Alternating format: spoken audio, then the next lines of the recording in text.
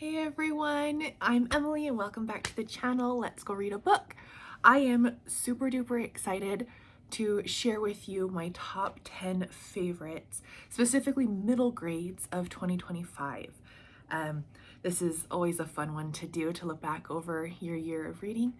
And when you read 200 books in a year, how that happened, I have absolutely no idea.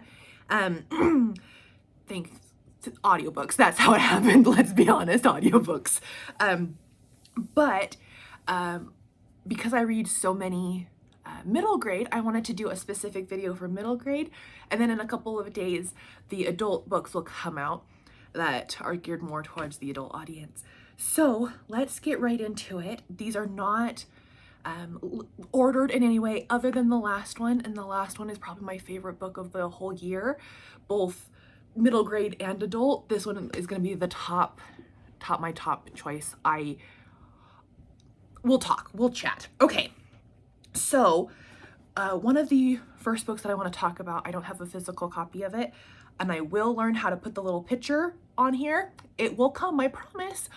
It's just not gonna happen right now.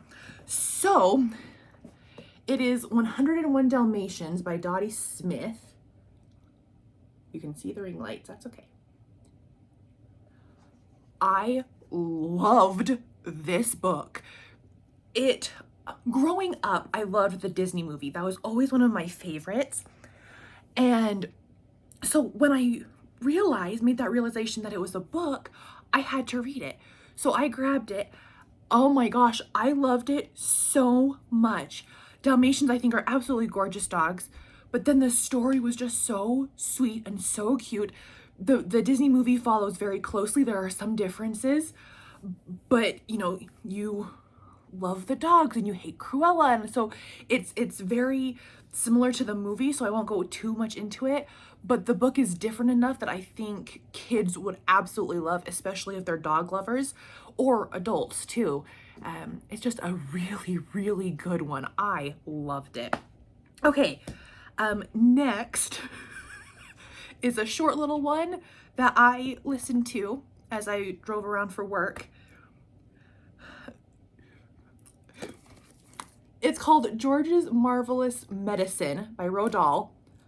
This book had me cracking up as I'm driving. I'm really glad that I'm the only one in the car when I'm driving, because I am laughing so hard. I'm like wiping away tears.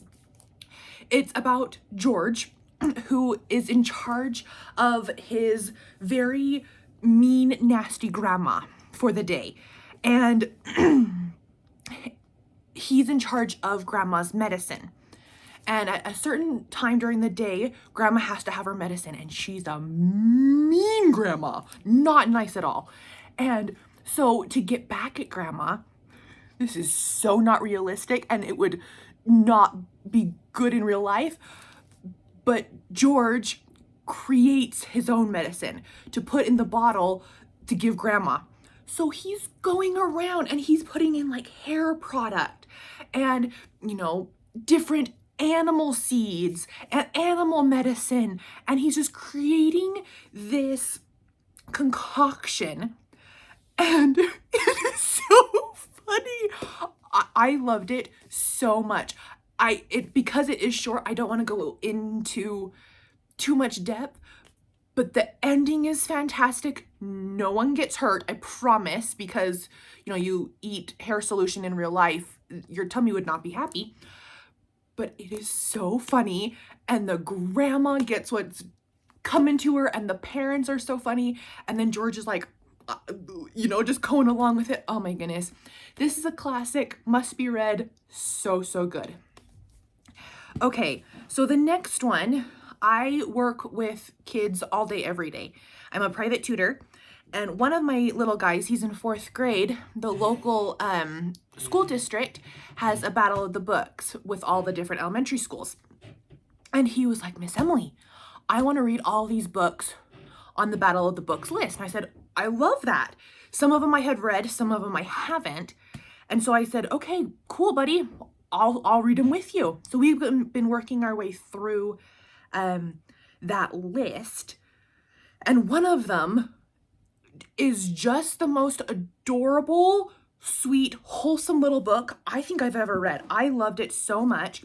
It's called The Seven Wonders of Sassafras Springs. It is by Betty G. Birney, Birney. Anyway, and you can see right here the Battle of the Books mark. But it is about this young boy, and I think it's set in the 1920s. And he's grown up in Sassafras Springs. I'm gonna get it one of these times. And it's a tiny little town, and he wants to travel. He wants to explore the world. In school, they had been learning about the seven wonders of the world. And he's like, oh, I want to go see those. I want to experience life. I want to go visit cousins in different states and all that. And so his dad is like, I'll make you a challenge.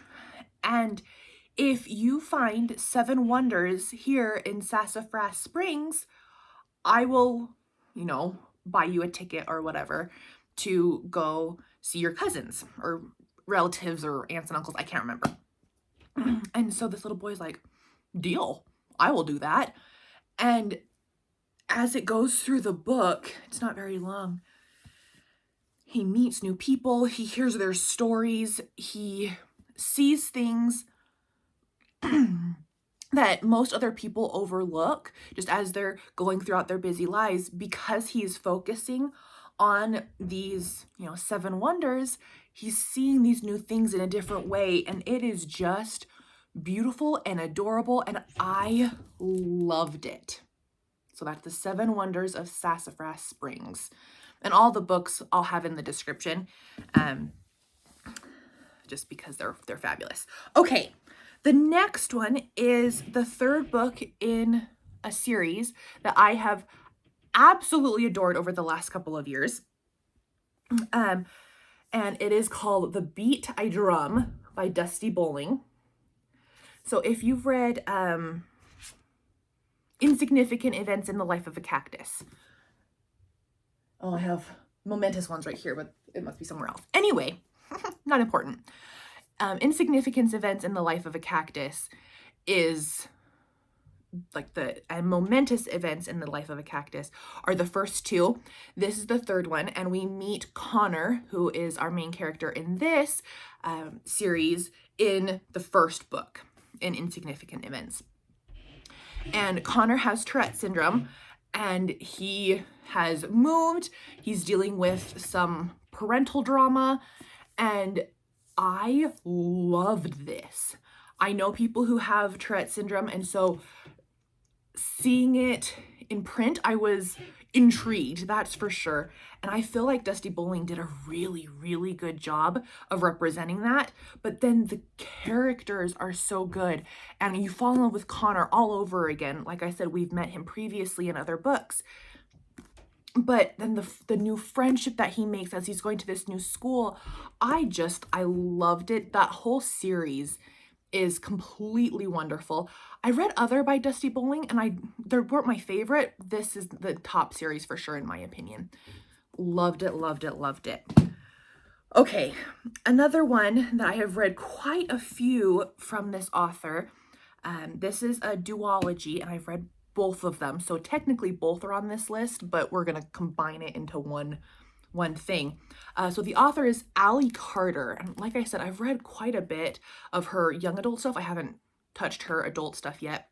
It sounds like it goes into things that I'm not quite interested in.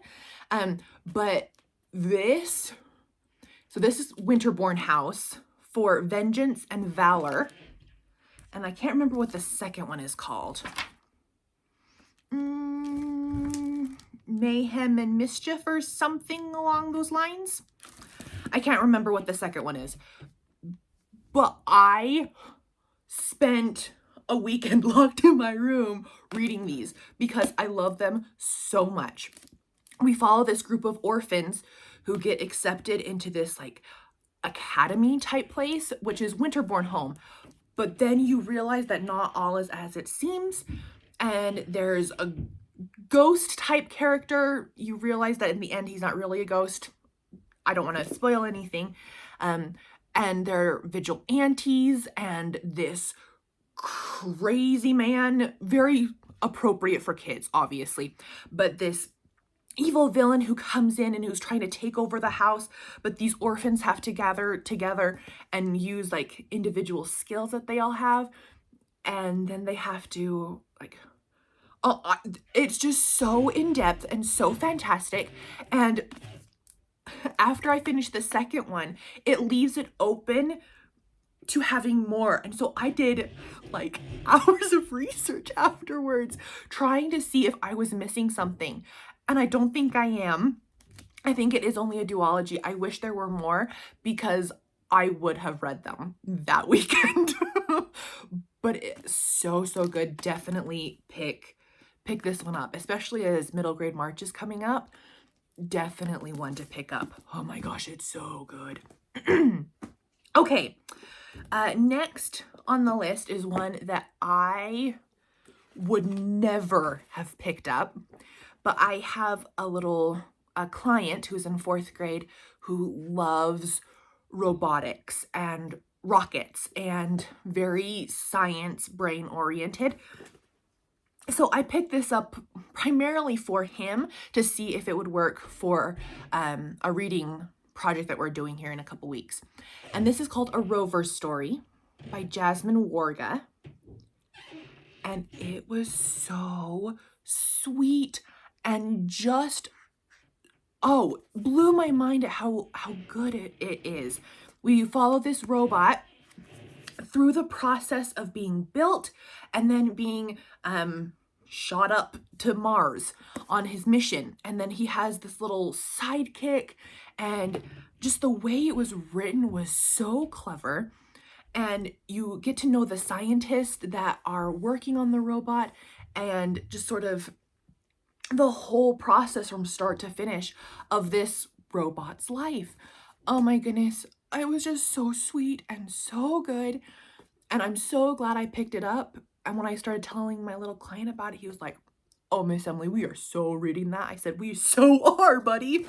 So anyway, really, really good. The next one is actually a middle grade. They're all middle grade, Emily, duh. Nonfiction is what I meant. And it is All 13 by Christina Soontorvant. The Incredible Cave Rescue of the Thai Boys Soccer Team. I had just, again, this is really not something that I would gravitate towards, just for many, many reasons. But I kept hearing fabulous review after fabulous review after fabulous review. And so I'm like, okay, it has an audiobook. I need a new audiobook. So I started listening to it as I was driving around for work.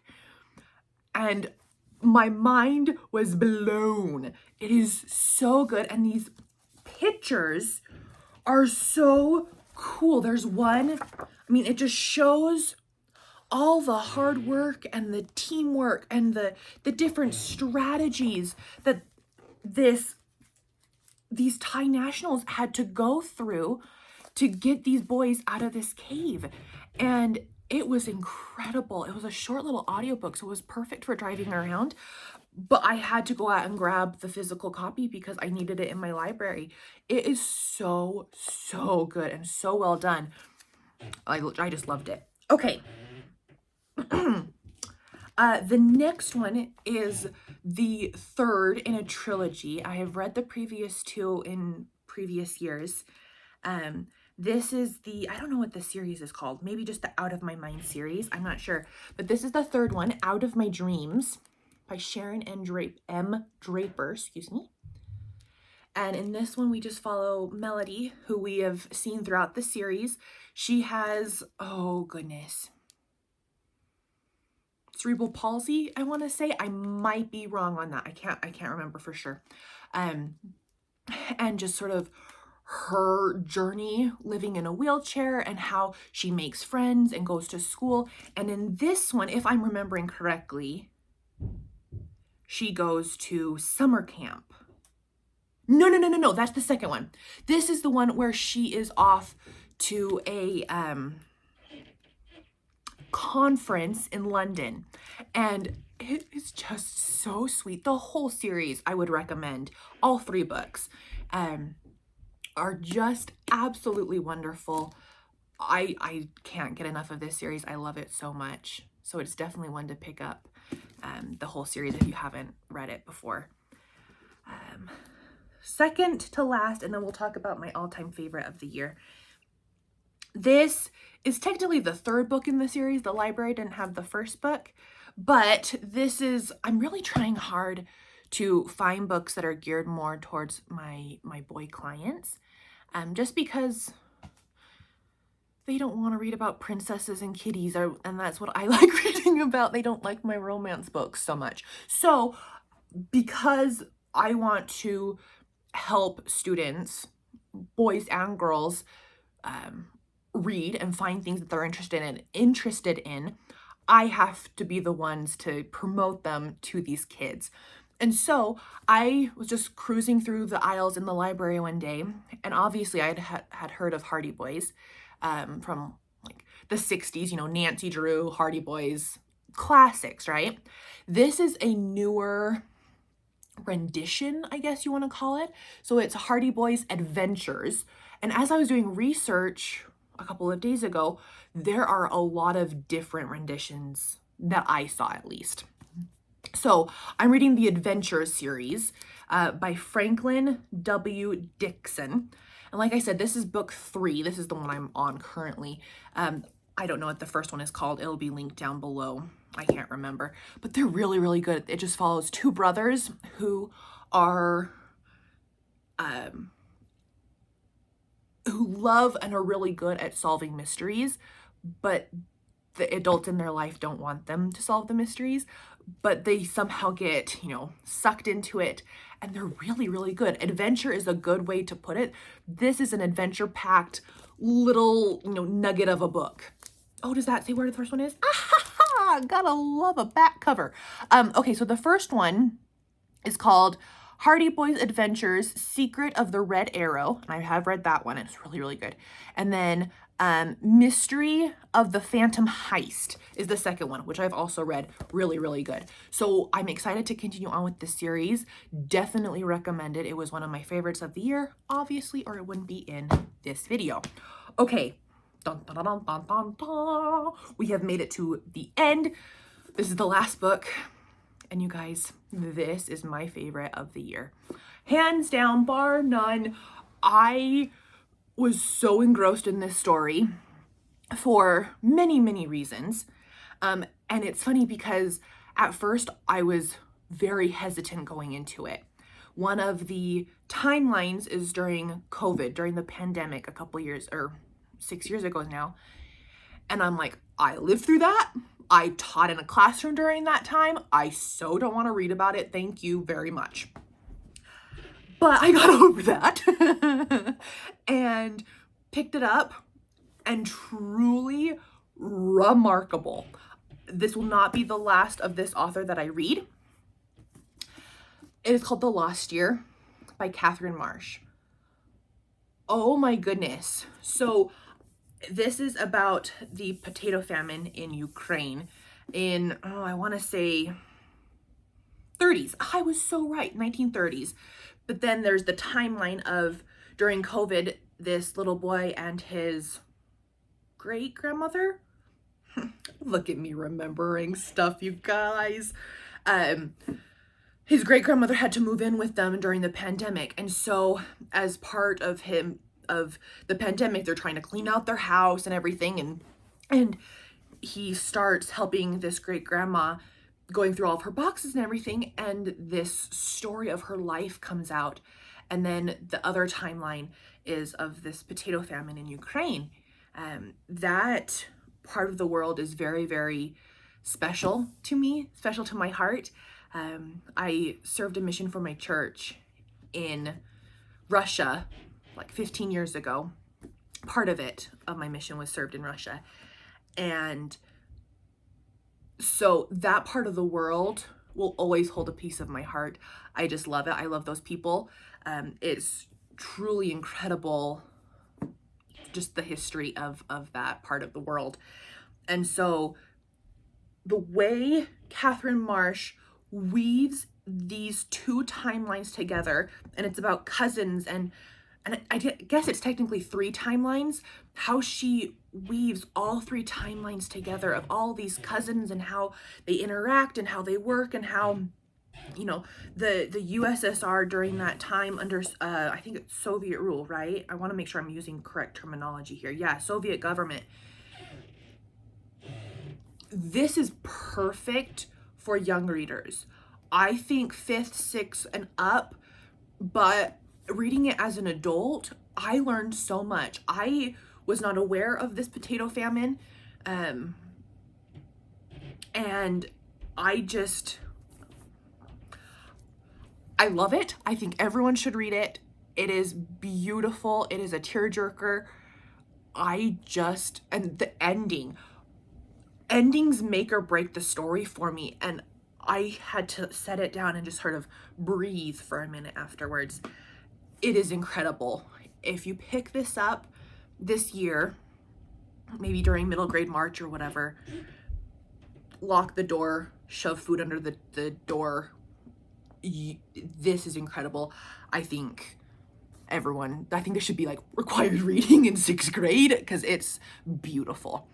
Anyway, that is all of them, my top 10 middle grade for 2025. It was a wonderful year, and I am so excited to read more great middle grade this year. I would love to chat in the comments. Just the love and support from everybody is really, really exciting, and I just feel humbled and blessed to be here. If you've read these, if you have any more along these lines that you think I might like, please, I would love to hear anything you have. So I will see you in a couple of days when I do my adult version. Okay, bye.